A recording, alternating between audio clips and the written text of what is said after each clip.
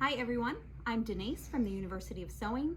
Thank you for joining us again as we continue our journey with Granny's 1930 Sampler, the pattern book that we're working our way through. This is a lovely little pattern book by Ricky Timms.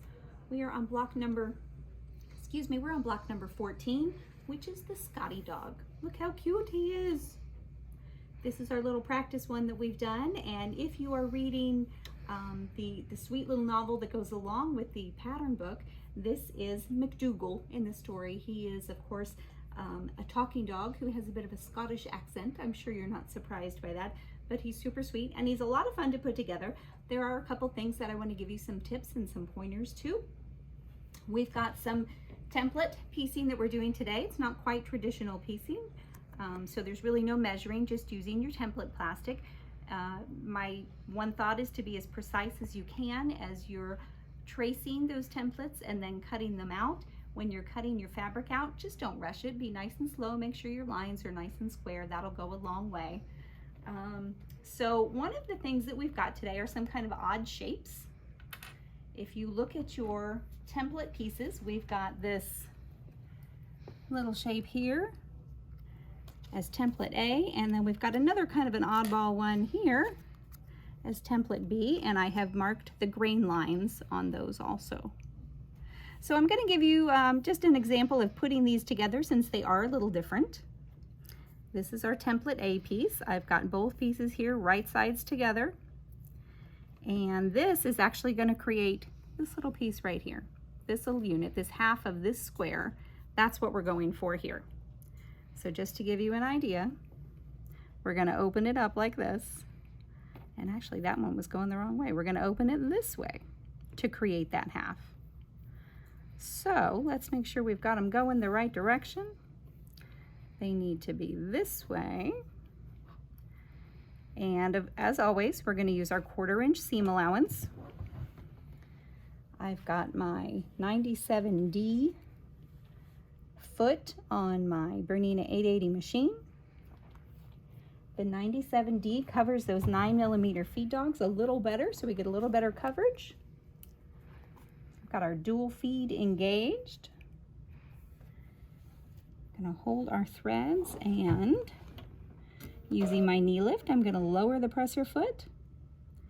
And if you can see way in the back where the needle's gonna be, let me lower that just a little so you can see it. I'm just barely at the beginning of that fabric right there. So again, holding my threads, and we'll just do our 1/4 inch seam allowance that we are so used to doing.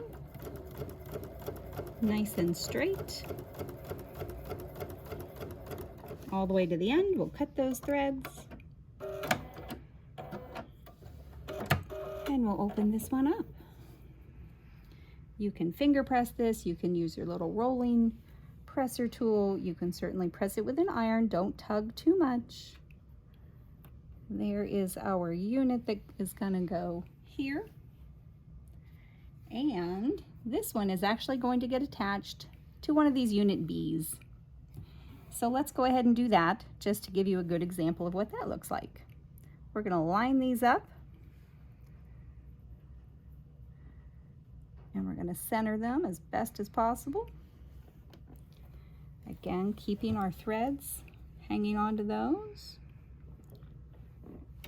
Put that foot down. There we go. And just at the very edge of that pattern piece,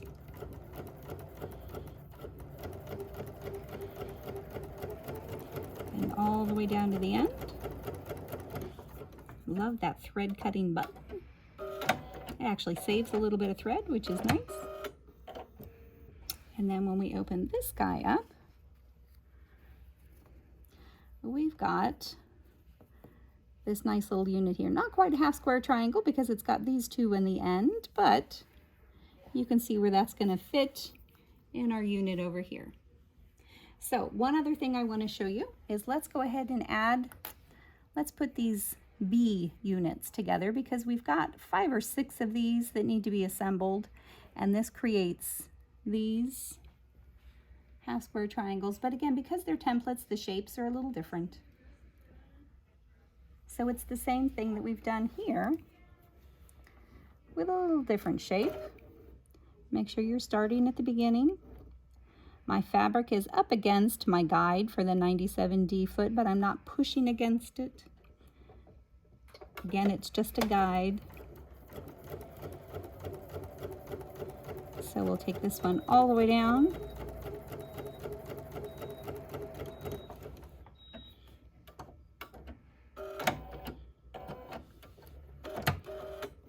And clip those threads. Our book does not give us pressing directions, so generally I press to the dark side. There are times as I'm putting things together that I do go the other direction, or maybe even I press it open. It's really personal preference for this part. So here's one of our B units. So what I want to do now is we've got, let's look at these units here. The assembly of the block is kind of particular, and I've made these copies out of the book just so that you could see them a little better. So assembling the dog, we've got this long unit here, and we've got this long unit here. Once those are done, you can attach those, and then there's these two almost border pieces that only go on these two sides. My suggestion, and my strong suggestion, is that you follow the directions in the book and do them in the order that the book suggests so that it works nicely. Margaret and I were talking about it, and she said she did some piecing recently and didn't follow the order suggestions, and she found that she was frustrated and it didn't come out quite the way she hoped. So just a tip, go ahead and follow the directions. If you only do it for your practice block and then decide you want to do your own thing afterwards, go for it. But I would say at least the first time, go ahead and do it as the book suggests. So what we're going to do is we're going to attach this guy, just to give you a little more example of how this guy goes together. It really is super cute, and it's kind of fun. So many times with our quilting, we're doing, you know, stars and triangles and other traditional shapes, but they're a little abstract. And this guy is just so cute. Anybody would be able to recognize him as a sweet little Scottie dog right away. I think this one would be fun to do, maybe a little larger size block, but it would be cute to do in some fun baby fabrics as a baby blanket.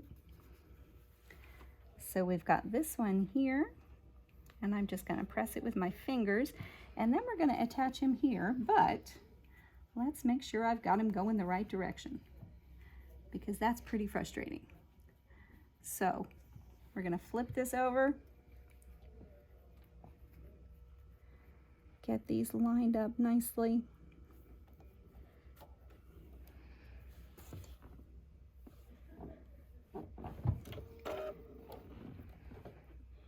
And keep on going here.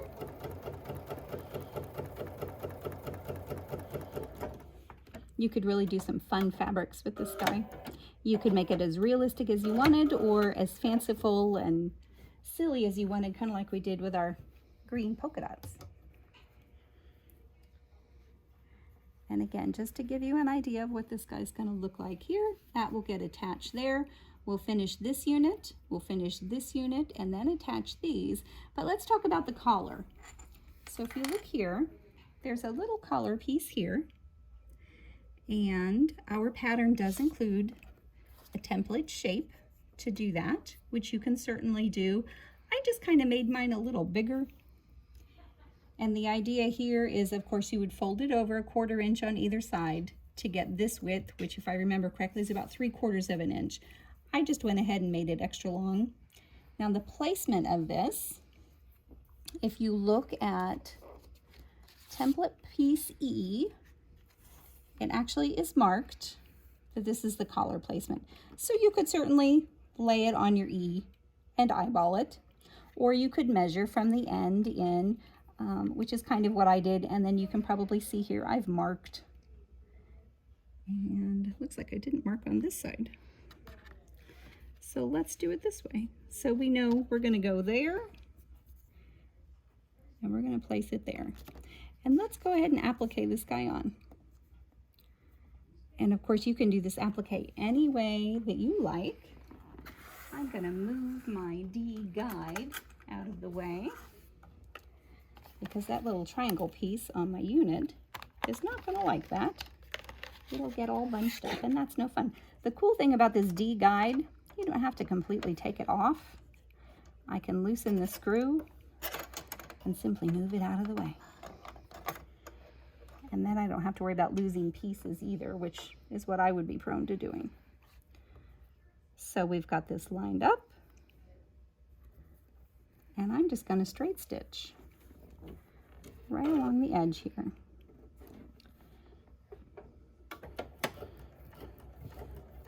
And this would be a great place to use some of those decorative stitches on your machine. This little collar piece is just such a sweet little accent. You could use a fun trim. You could use a fun piece of fabric. You could use a piece of rickrack, a piece of ribbon. You could do all kinds of crazy and fun things with it. Let's go the other way.